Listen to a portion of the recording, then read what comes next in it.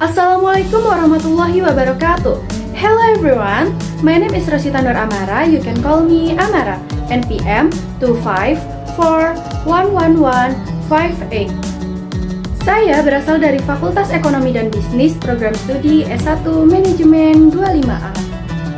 Di sini saya akan menjelaskan Islamic Education, Fikih Munafakat, tugas dosen pengampu Bapak Muhammad Asgaf Adnan Siregar, MH. Di sini saya akan menjelaskan tentang pernikahan, yaitu arti dan hukum nikah, tujuan pernikahan, rukun nikah, kewajiban suami istri, hikmah menikah, talak atau perceraian, iddah, rujuk, dan perkawinan menurut undang-undang. Arti dan hukum nikah menurut syarak yaitu melakukan suatu akad atau perjanjian untuk mengikat diri antara lelaki dengan wanita untuk menghalalkan hubungan keduanya dengan sukarela dan persetujuan kedua belah pihak dalam rangka mewujudkan rumah tangga yang diridhoi Allah Subhanahu wa Ta'ala. Firman Allah Subhanahu wa Ta'ala yaitu fankihu matoba lakum minan nisa'i matsana wa tuslatsa wa rokba fa in kiftum ala tadilu fawahidatan. Surat An-Nisa ayat 3, yang artinya maka kawinkanlah perempuan-perempuan lain yang kamu sukai 2, 3 atau 4. Tetapi jika kamu tidak akan dapat berperilaku adil, maka nikahilah seorang saja. Hukum nikah atau hukum asal menikah yaitu mubah atau boleh. Hukum mubah ini dapat berubah sesuai dengan keadaan. Sunnah atau yang dianjurkan untuk orang yang ingin menikah, mampu menikah dan mampu mengendalikan diri. Wajib atau diharuskan untuk orang yang ingin menikah yaitu mampu menikah dan ia khawatir berbuat zina. Makruh atau dibenci atau lebih baik ditinggalkan. Orang yang ingin menikah tetapi belum mampu memberi nafkah. Haram atau dilarang, bermaksud menyakiti wanita yang akan ia nikahi. Mengapa harus nikah? Firman Allah Subhanahu wa Ta'ala, wa min ayatihi an khalaqa lakum min anfusikum azwajal litaskunu illallah wa ja'ala bainakum mawaddatan wa rahmatan inna fi zalika la'ayatil likum yatafakkarun. Surat Ar-Rum ayat 21.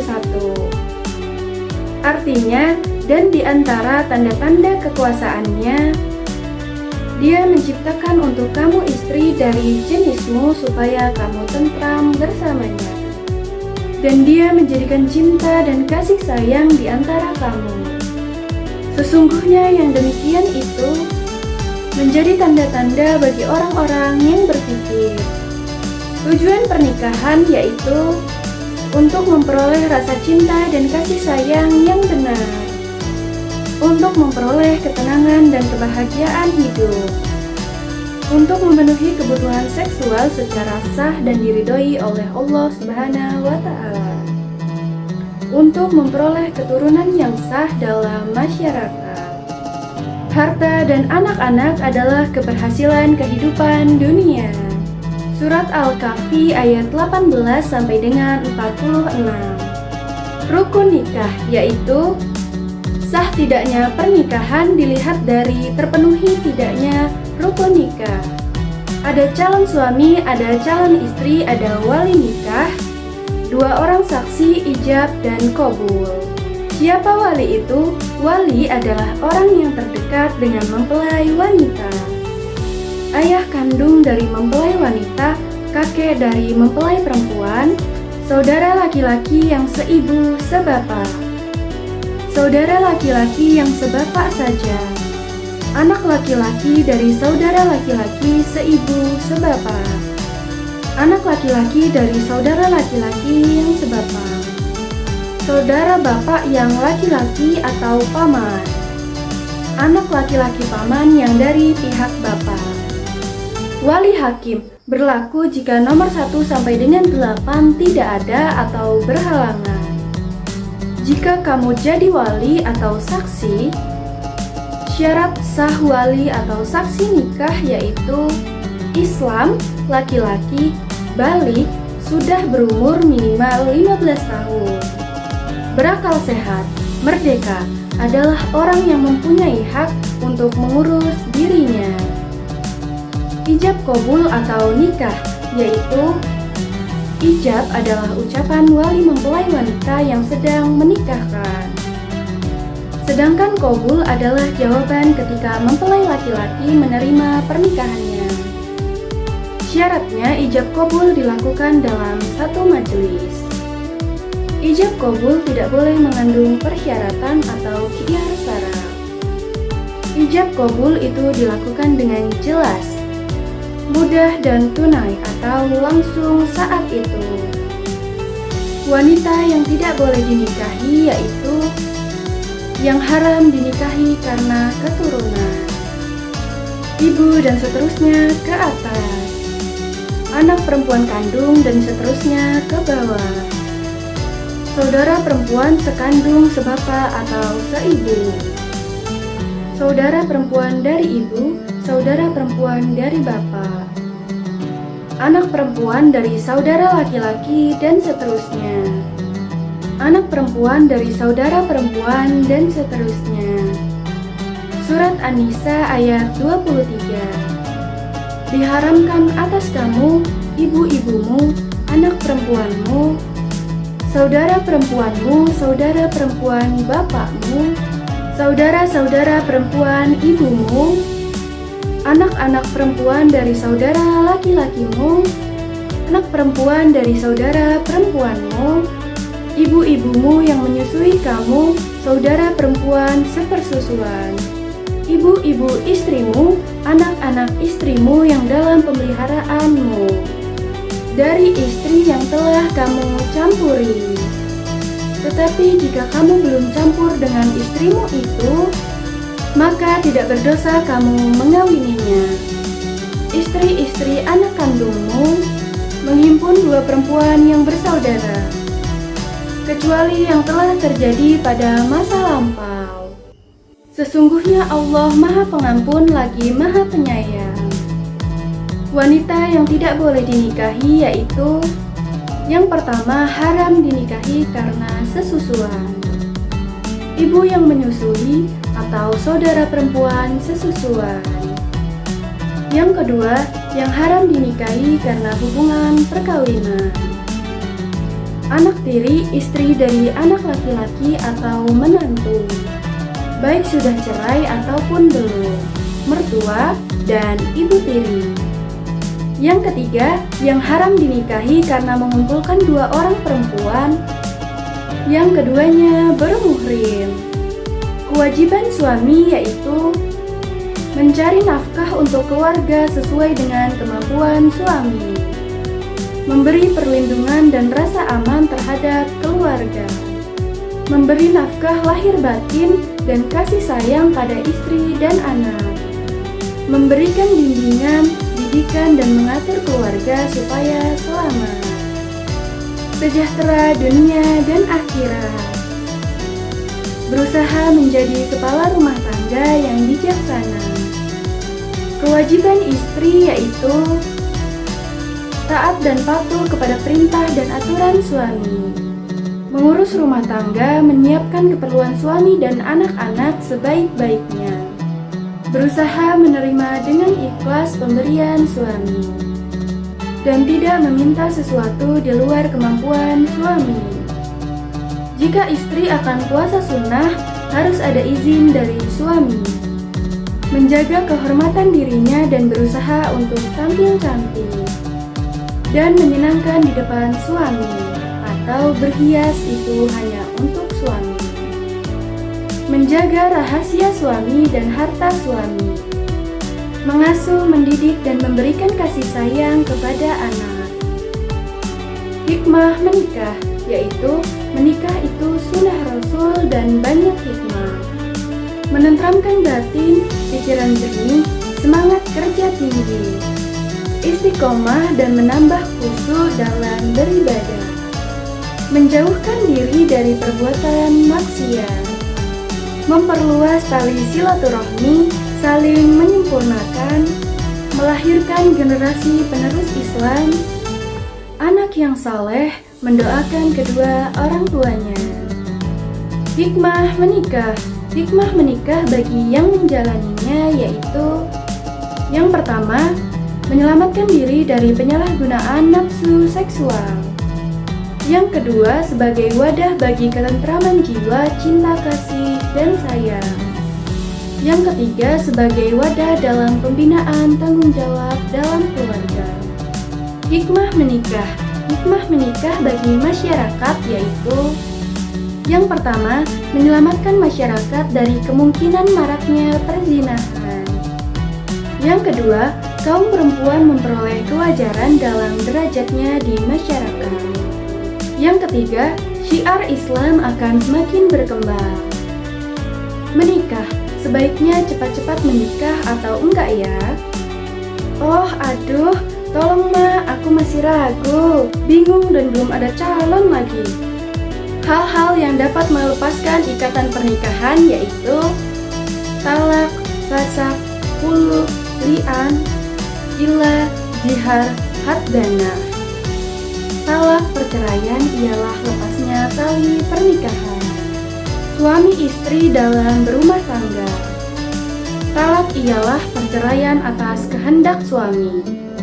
Hukum talak yaitu makruh atau sesuatu yang dibenci. Macam-macam talak yaitu talak roji yaitu talak 1 dan talak 2. Disebut talak rojiyah karena suami masih dapat rujuk kembali dan masa iddah belum habis. Talak bain yaitu talak 3. Jika suami tidak dapat rujuk walaupun masa iddah belum habis. Talak 3 sering disebut dengan talak bain kubro. Lafaz atau ucapan talak yaitu talak syarih yaitu talak dengan lafaz yang jelas atau terang. Misalnya suami berkata kepada istrinya, "Kamu saya cerai," atau "Kamu saya talak." Talak seperti ini diniati atau tidak, maka talak sudah jatuh dan haram bercampur. Talak kinayah yaitu talak dengan lafaz sindiran. Misalnya, suami berkata pada istrinya, "Pergi dari sini," atau "Pulang ke rumah orang tuamu." Talak seperti ini jatuh kalau diniati talak. Tetapi jika tidak diniati, maka talak tidak jatuh dan halal bercampur. Ila lian zihar kulu fasak ialah ila yaitu sumpah suami tidak akan mencampuri istrinya selama 4 bulan atau lebih. Tidak terbatas, atau jika suami kembali pada istrinya sebelum 4 bulan, ia wajib membayar denda. Tetapi jika sampai 4 bulan suami belum kembali baik kepada istrinya, hakim berhak menyuruh suami memilih 2 hal. 1. Membayar denda lalu kembali baik dengan istrinya. 2. Menceraikan istrinya. Lian, yaitu suami menuduh istrinya berbuat sorong dengan mengucapkan 4 kali sumpah sebagai pengganti 4 orang saksi. Kemudian ditambah dengan ucapan suami, "Atasku laknat Allah sekiranya aku dusta dalam tuduhannya." Akibat lian dari suami adalah sebagai berikut. Suami tidak dihukum had menuduh, istri wajib dihukum had zina. Suami istri bercerai selamanya jika lahir anak, anak itu tidak diakui oleh suami. Zihar, suami menyerupakan istrinya seperti ibunya. Contoh, suami berkata pada istrinya, "Engkau tampak olehku seperti punggung ibuku." Akibat zihar, suami haram campur dengan istrinya. Adapun supaya halal campur, suami wajib membayar kifarah.